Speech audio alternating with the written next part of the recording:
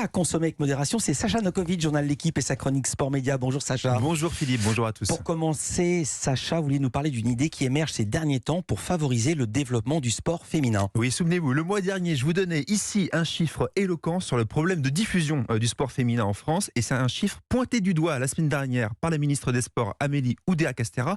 C'était dans l'émission Quotidien. On a en volume 5% seulement des retransmissions sportives qui sont du sport féminin. 5% seulement. C'est hallucinant. Moi, j'ai demandé aux diffuseurs, ils ont pris l'engagement devant moi lundi matin de le faire, de constituer un groupe de travail avec des vraies propositions pour qu'on progresse. Si je vous en reparle ce matin, c'est que ça y est, on a de bonnes premières idées qui émergent, comme celle de rassembler sur une même date et une même enceinte équipe masculine et féminine. Ce sera le cas en foot ce soir à Lyon, au Groupama Stadium, pour le prix habituel d'un match de Ligue 1, en l'occurrence OL Nantes à 20h45.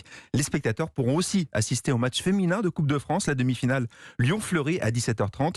C'est une façon de pouvoir faire jouer l'équipe femme dans le grand stade, avec tous ses avantages, notamment le fait pour les spectateurs de pouvoir découvrir peut-être depuis les tribunes, en amont du match des hommes, cette équipe. Mais c'est aussi une énorme différence dans la façon de voir le match à la télé.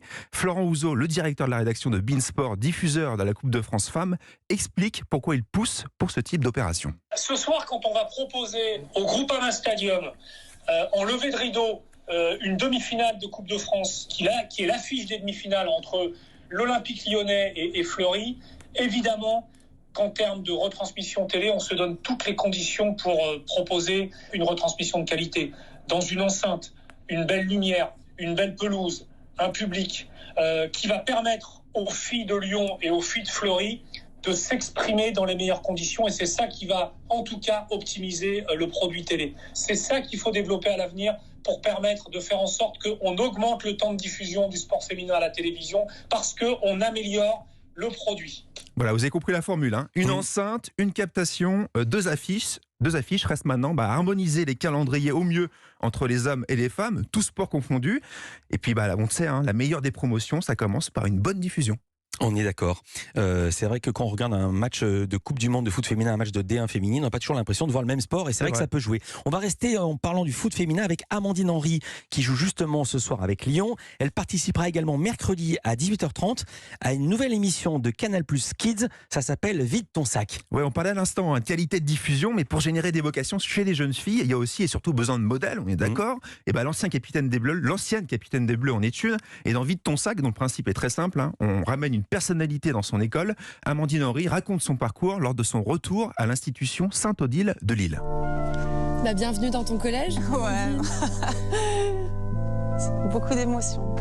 Alors évidemment, un retour à l'école, super effet Madeleine de Proust pour la joueuse qui nous raconte notamment les parties de foot dans la récré avec les garçons qu'il appelait la fille et pas Amandine, c'était la seule à taper dans le ballon avec eux à l'époque. Et puis sans grande surprise, c'est sa prof de sport que la footballeuse retrouve avec émotion, alors que l'élève de 3e avait déjà été choisi pour rejoindre le prestigieux centre de formation de Clairefontaine. Madame Guermont-Pré raconte comment elle a tout fait, et c'était pas gagné, pour la faire passer en seconde générale ou technologique, ce qui était le prérequis indispensable pour valider son inscription. Et j'ai dit à tout le monde, il faut qu'on lui donne sa chance. On ne peut pas faire autrement que de lui laisser sa chance. Et je t'avoue que j'ai jamais regretté. Je savais que j'étais sur la sellette. Et vous m'avez dit, saisis cette chance. Parce que voilà, t'as quelque chose, quoi. J'ai eu beaucoup de chance parce que déjà, faire du foot, c'est dur. Mais en plus, être féminine. Enfin, le foot féminin n'existait pas, clairement. Non. Ils ont cru en moi, mais ils se disaient, ça va aller jusqu'où, quoi. Oui, mais raison de plus, à l'époque, il n'y avait pas d'équipe féminine, donc t'étais toujours qu'avec des garçons. Bien sûr. Jusqu'à 15 ans. Jusqu'en 3e, tu jouais dans des équipes de garçons. Et c'est là où, à Clairefontaine, j'ai commencé à jouer avec les filles. Voilà. Alors, je ne sais pas pourquoi, c'est les profs de sport qui vous défendaient, vous, Philippe Non, mais moi, malheureusement, j'étais bon élève, donc j'ai pas de grandes histoires à raconter d'études. Je sais pas si j'étais pas très très bon foot, mais j'étais pas complètement nul. Bon, ça va alors. Pour terminer, vous voulez nous parler de la Power Slap League.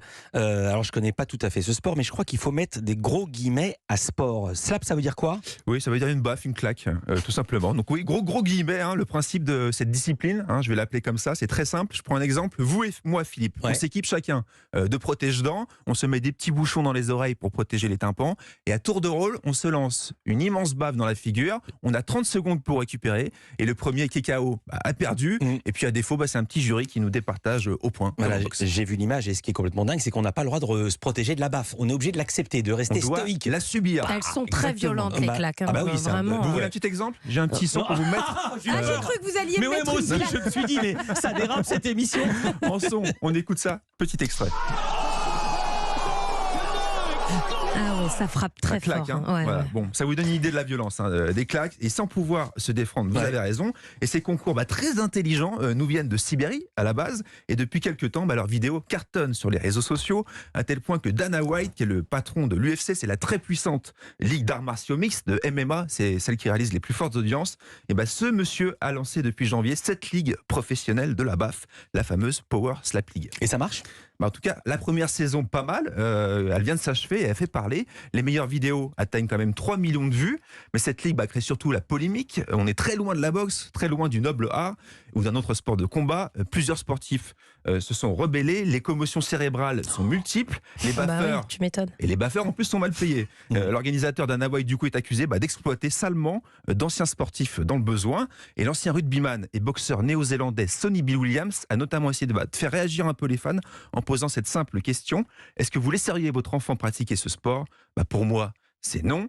Mais le vrai symbole fort, c'est la décision cette semaine de la chaîne américaine TBS de ne pas diffuser de deuxième saison de la Power Slap League. Alors, elle ne sera pas diffusée, mais est-ce qu'elle aura tout de même lieu ? Oui, parce que l'organisateur Dana White peut compter sur la plateforme de diffusion Rumble.